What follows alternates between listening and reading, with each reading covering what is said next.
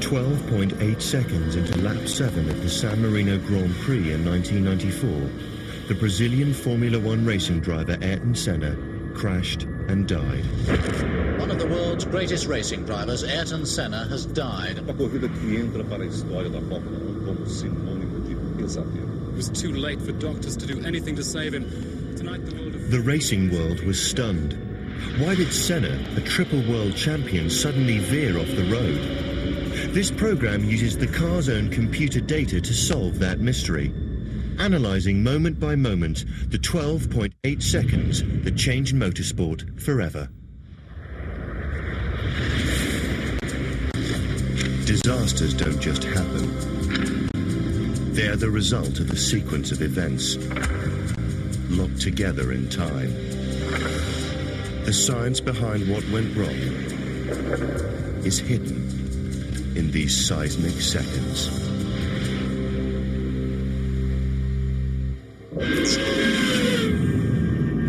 This is a reconstruction of the view from Senna's car as he approached that final corner at close on 200 miles per hour. But to understand what went wrong, we have to wind back the clock and start at the beginning of lap 7, the last lap of Ayrton Senna's brief but brilliant life. Motor racing at its very highest level is the most extreme form of human endeavour outside of war, and Ayrton Senna was the most extreme practitioner of it. That's what we lost at Tamburello. Few people really do know myself. Few people know me, and they just don't understand what it takes from a racing driver to eventually come to Formula One, being successful. Ayrton Senna was an extraordinary man, blessed with an extraordinary skill. His desire to win led him to leave a comfortable life in his beloved Brazil for a sporting arena where performance is everything and danger is never far away. His skill and ambition were legendary. He wanted always to be the best. He showed all the time competition. He showed all the time that he want to win. Even to go into the airport with a rental car, he want to be the first one. The really, really great drivers who've won many world championships are also very clever, all of them. Ayrton was the absolute archetype. Who knows how many more world championships he would have won had he lived. Formula One is the world's premier motorsport category, with more money, bigger television audiences and more technology than any other type of racing. Its unusual rules make it as much a competition between designers and engineers as it is between drivers. One of the rules in Formula One, which is unique in all of racing, is that you have to make your own car. You have to design everything apart from the engine and the gearbox, which you are allowed to buy. Since each team must design its own car, the pace of development is furious as each outfit tries to gain the upper hand by pouring money into research and technology. A single second over a whole lap is seen as a huge advantage, and the cars are set up with the utmost care. With so much effort and money at stake, the onus is firmly on the driver to make the utmost of his machine. What Senna brought to the art of driving and the business of driving was an absolute total commitment to it. Now, those are very easy words to say, and in sport people do talk like that. He was prepared to stay at a track till midnight looking at telemetry, at computer printouts, asking people questions on and on and on, because he had to understand every single aspect of the car. And he literally wore technicians down by going through it again and again and again, because he absolutely had to know. And he raised that level of understanding and commitment to a place where it had never been before. And now, of course, it's become the norm. That's what he gave to it that's what he brought to it on the technical level. As Ayrton Senna crossed the line to start his 7th lap of the San Marino Grand Prix, he was in pursuit of his 4th world title. He was in the lead, as was so often the case, travelling at 190 miles per hour. A computer on board his Williams FW16 registered the start of a new lap and began to record the 12.8 seconds of data that would tell the story of how Ayrton Senna died. A few years ago, people started measuring all the bits and pieces on racing cars to try and advance their understanding of how they worked so they could make them go quicker. It started off with simple recorders measuring 2 or 3, maybe 4 parameters, and it's advanced, particularly during the era of Senna's accident, into very powerful loggers with huge memories that can log almost any parameter that you can imagine.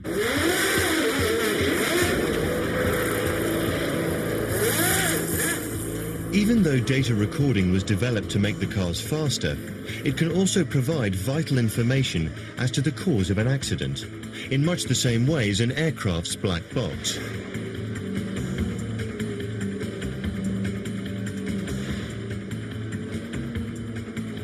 As Senna approached that final corner, the computer was recording hundreds of pieces of data every second. At 9.1 seconds into lap 7, Senna's foot was flat to the floor, shown as over 100%. He had a point to prove. Senna was facing a very real crisis. He'd gone to the Williams team because, in theory, it was the best car and it would give him the 4th World Championship. But thus far that season, he hadn't scored any points at all. The car had proved very difficult. And far from winning all the races, which people said he might do, he hadn't actually been near finishing a race. So there was all the pressures, different pressures, came to bear him. He had to deliver at Imola. Imola in northern Italy is one of the fastest tracks in Formula One. It was the scene for the 3rd race in the championship that year. At the end of the straight lay a sweeping curve, a corner with a reputation and an enigmatic name, Tamburello. There is a certain mystery over the corner called Tamburello. It was a very, very fast corner, flat-out corner, with just a little bit of grass, a little bit of road, and then a wall. So every single driver knew that, in theory, you could go around it safely forever and a day, but if something went wrong, you were in a lot of trouble with not much space to get out of it. One of the consequences of the accident was to bring about the redesign of racing circuits the world over. Tamburello became a left-right chicane, forcing the drivers to slow down. But as of 2:17 on Sunday, May the 1st, 1994, it was still a severe and unforgiving test of the defining property of a Formula One car: the ability to corner at almost unbelievable speed.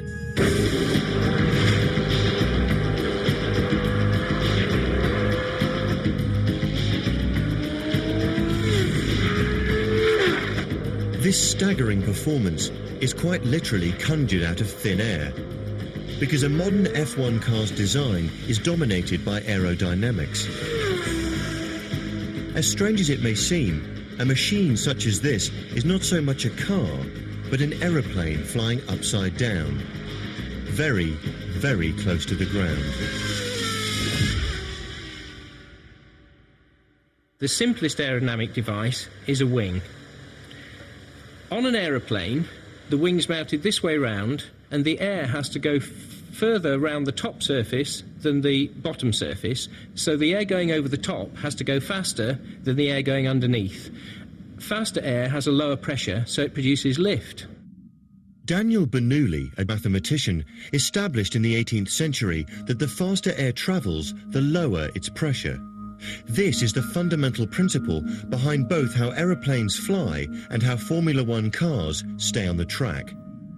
On a racing car, we take the wing and put it the other way up, so it produces a force in the downward direction, downforce.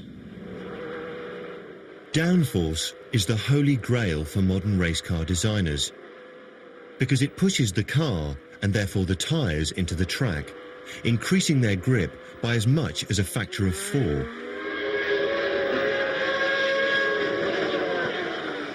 While a car's going around a corner, it tries to go straight on. This is a natural law of physics. And the only force you have to prevent the car flying off the road is the grip provided by the tyres. All other things being equal, a car with 4 times its own weight in downforce will be able to corner 4 times faster than one with no downforce at all. It's this downforce-assisted grip that enables an F1 car to take a corner like Tamburello flat out, the engine turning at nearly 14,000 RPM. Travelling at almost 200 miles an hour, 11.2 seconds into lap 7, the car is crushed into the tarmac by nearly 4 times its own weight in downforce, generating huge grip. Just as a fighter pilot feels G-force during a turn, Senna felt this force pulling at him. Sensors on board indicated a reading of 3.62 G, or 3.62 times the force of gravity. If something went wrong now, the car would literally fly off the road.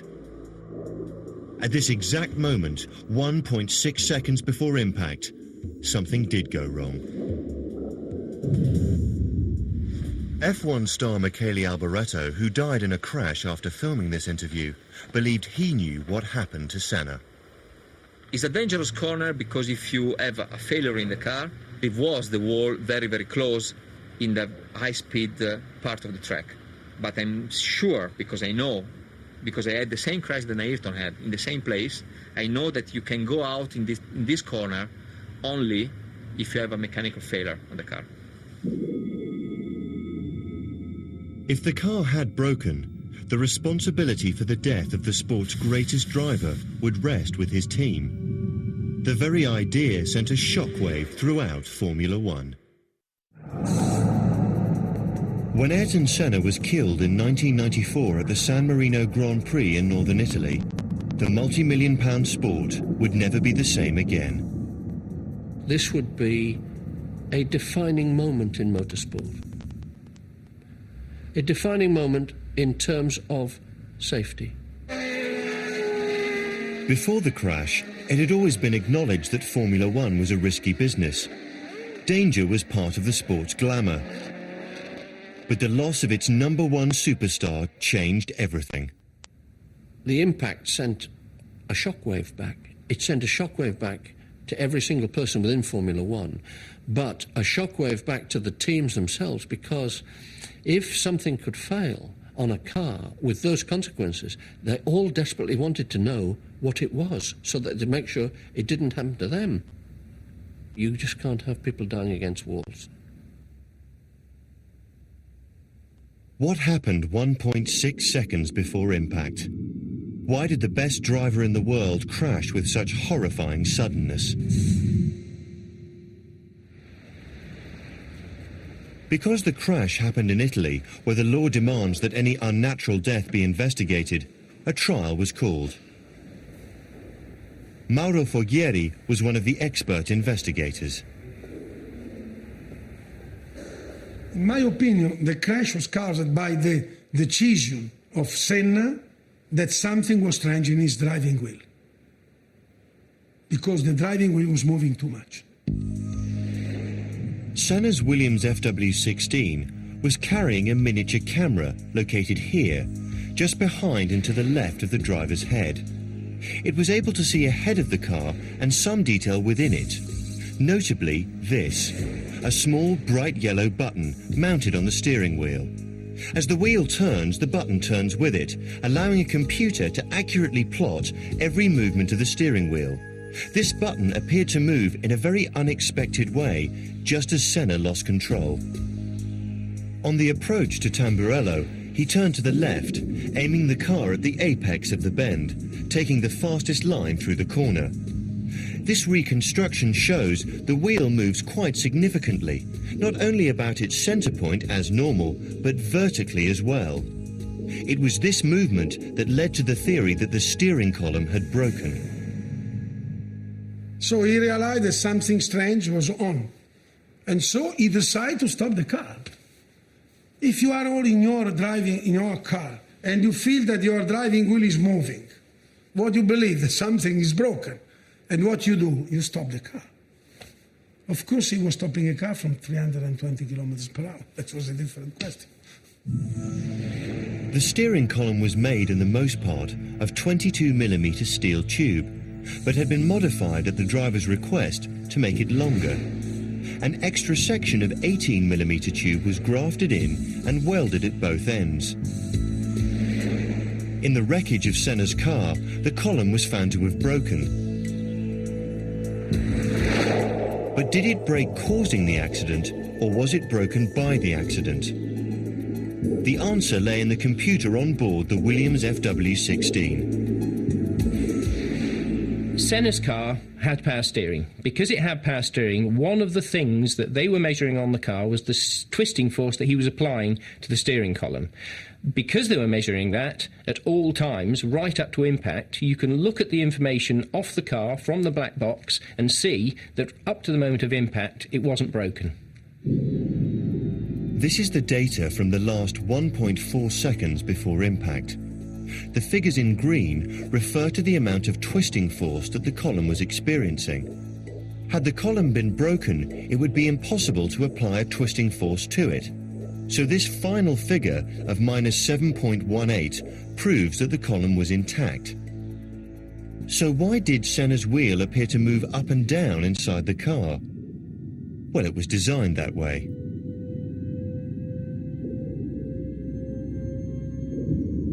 This exclusive footage, seen here for the first time in public, shows the amount of vertical wheel movement available in an identical Williams Formula One car. The amount of effort required to deflect it this much is quite considerable, but remember, the driver is being subjected to G-forces in excess of 3 times the force of gravity, and with nothing save the wheel to take the weight of the driver's arms, the design allowed for this much movement. So if the steering column didn't break, what else could have caused Senna's accident? The cruel irony is that in the relentless search for cornering performance through aerodynamics, the cars had become dangerously unstable. With the regulations that were in practice at the time of Ayrton's crash, the car had to run very, very close to the ground. And we're talking here about this far above the ground. We're not talking about road car type figures of inches, we're talking about millimetres. The reason that this distance, called the ride height, was so tiny was due once again to the basic physical principle that fast air creates low pressure. The designer tries to get maximum possible velocity of air underneath the car because that way he generates a low pressure and sucks the car to the ground. The faster the air can be made to travel under the car, the lower its pressure, just as the Bernoulli principle dictates. And the way to get the air to travel very fast is to minimize the ride height, because the smaller the gap, the faster the air has to travel to squeeze through it. A very low car means very high downforce.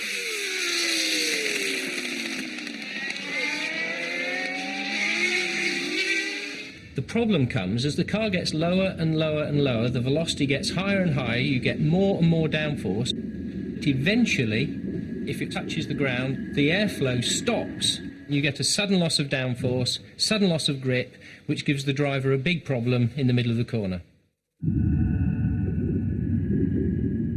The key to a good lap time was in Senna's era a technical balancing act. The rewards for getting it right were, in racing terms, substantial. Lowering the car 1 millimetre, which is less than a 16th of an inch, would make the car go several tenths of a second quicker. At some circuits, maybe as much as half a second quicker a lap. So all competitive teams would be running their car absolutely on the limit of as low as they possibly could. If anything unexpected should happen to reduce the ride height to below the critical setting, trouble would be in store for the driver.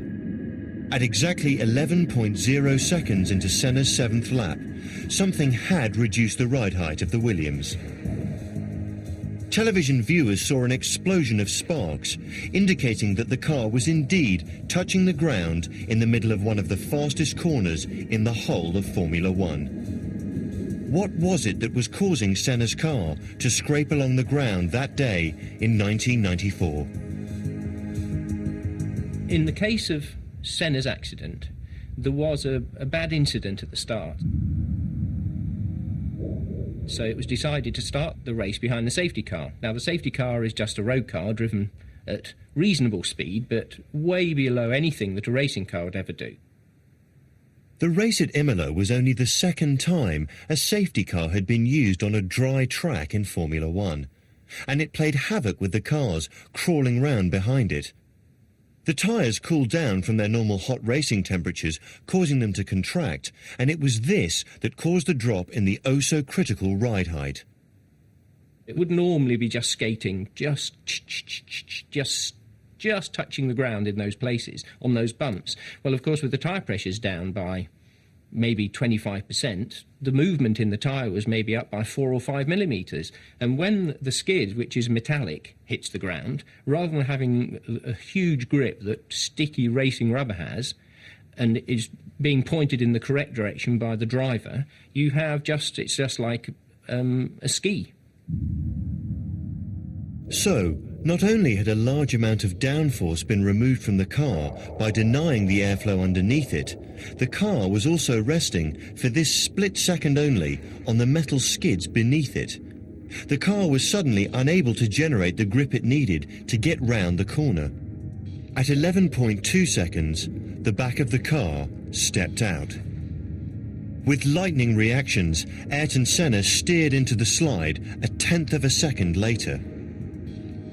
The front of the car gripped and turned it to the right.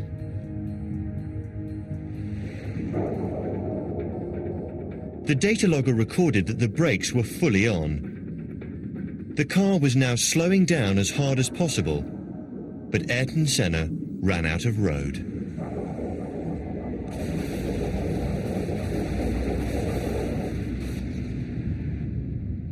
When all said and done, the really tragic thing about Ayrton's crash was that if it wasn't for one little thing, he would have been able to jump out of the car and walk back to his spare for the restart. And that little thing was that when his car hit the wall, the front wheel was trapped between the wall and the chassis as the suspension collapsed. And as the car skidded along the wall, the wheel trapped between the two just popped up at the wrong moment and hit him in the head. If it wasn't for that, he would have been uninjured. Senna died just over 4 hours later in hospital. On his return to his native Brazil, he was given a burial in keeping with his status as a national hero. Fans flocked to pay their respects, and his country declared 3 days of official mourning. The lessons learnt from his accident changed the sport forever, and without a doubt has saved many a life since. It is perhaps a fitting legacy to a great man.